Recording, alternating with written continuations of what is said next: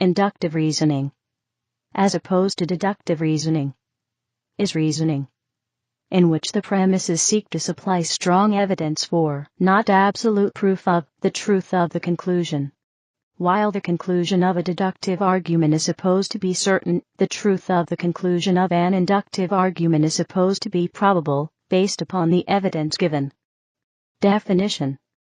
The philosophical definition of inductive reasoning is much more nuanced than simple progression from particular/individual instances to broader generalizations.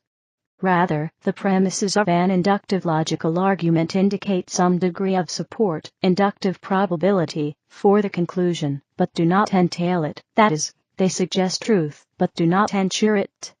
In this manner, there is the possibility of moving from general statements to individual instances, for example, statistical syllogisms, discussed below.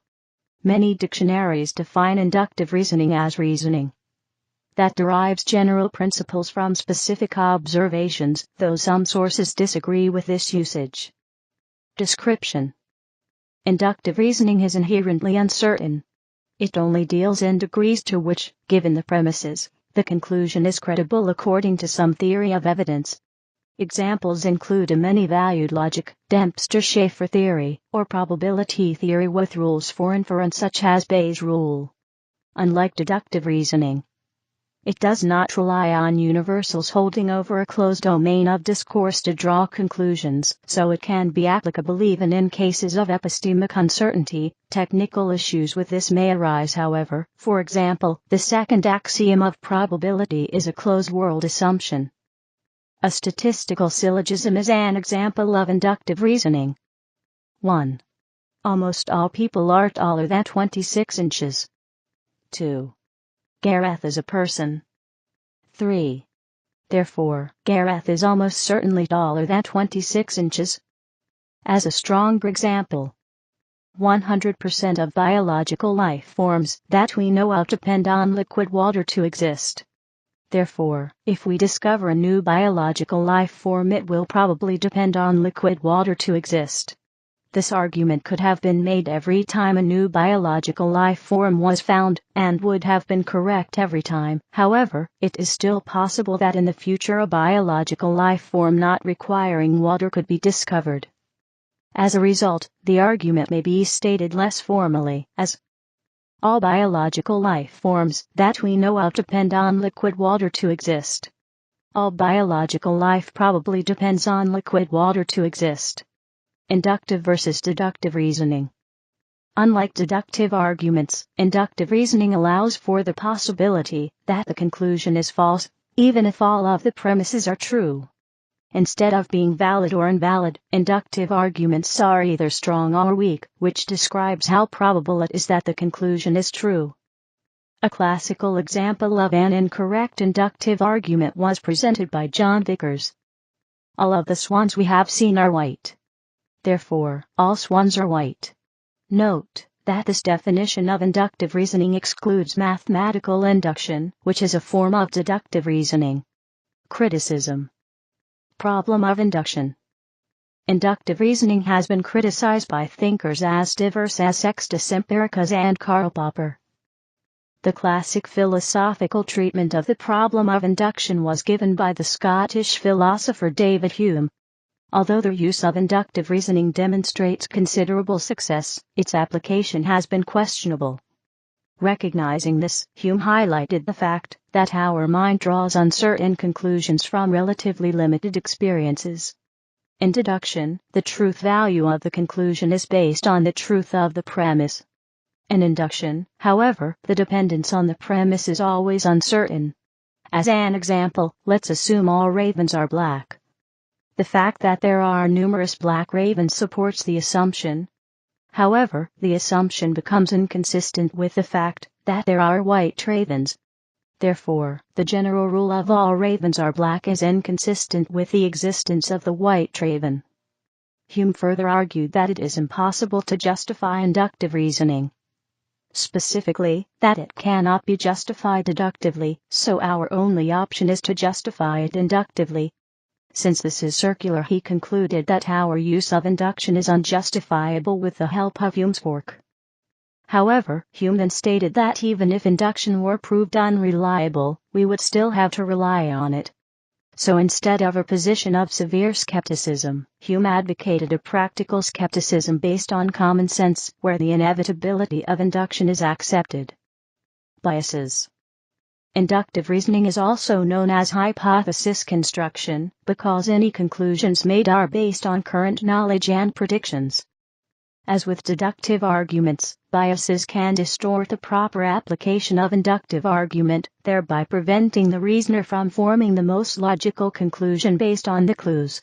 Examples of these biases include the availability heuristic, confirmation bias, and the predictable world bias.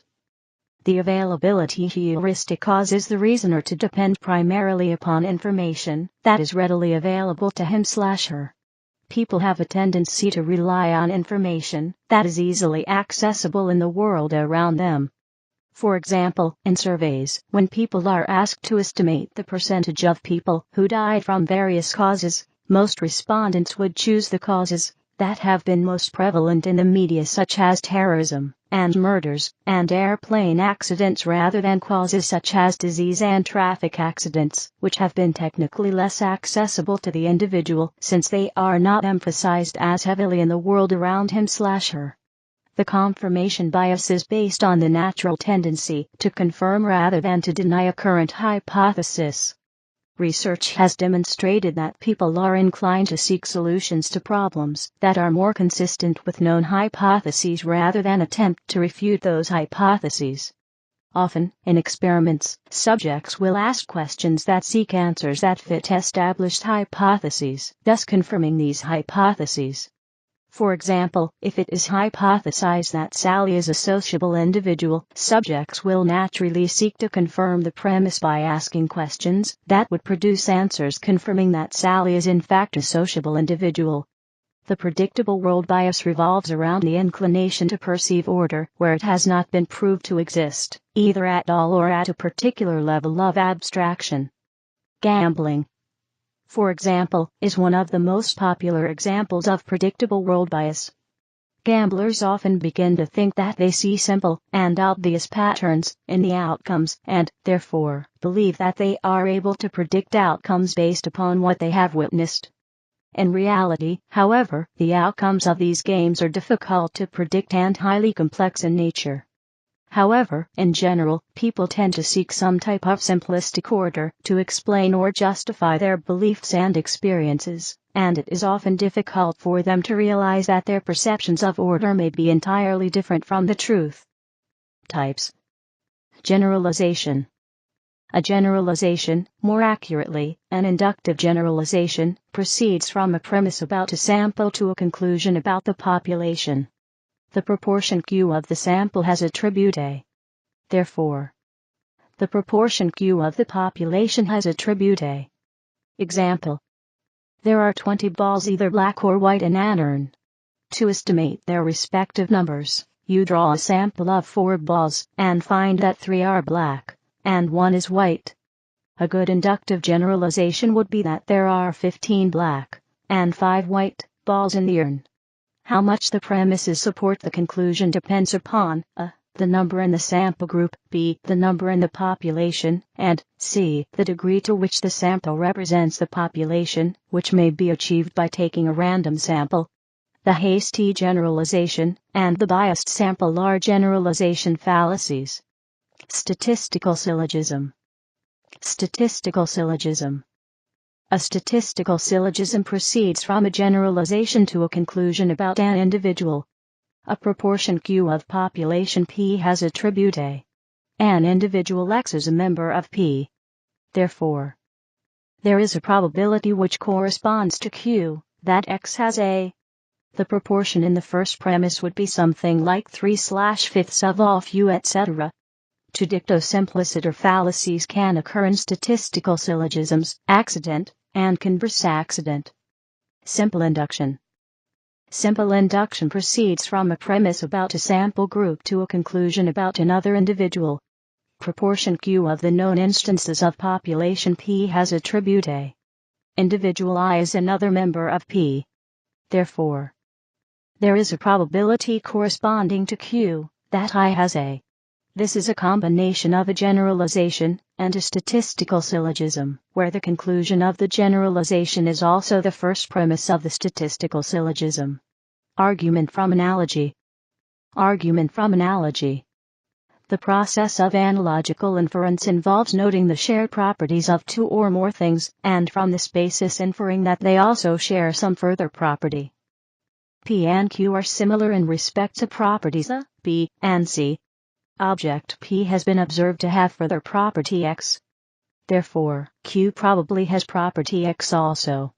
Analogical reasoning is very frequent in common sense, science, philosophy, and the humanities, but sometimes it is accepted only as an auxiliary method.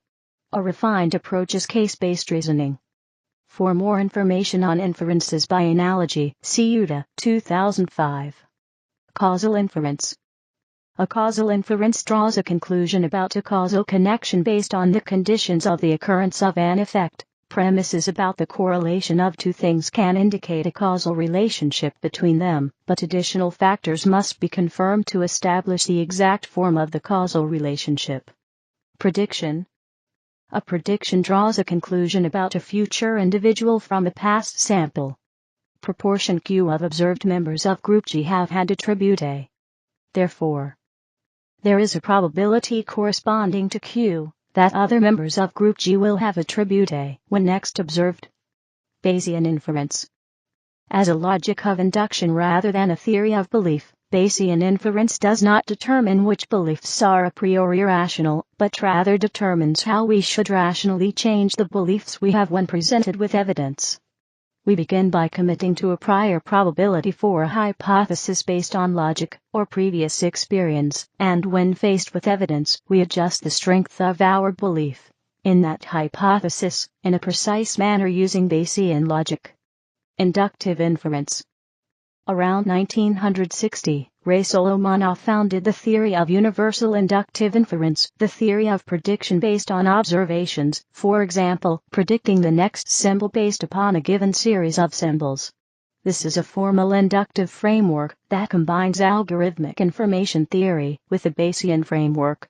Universal inductive inference is based on solid philosophical foundations and can be considered as a mathematically formalized Occam's razor.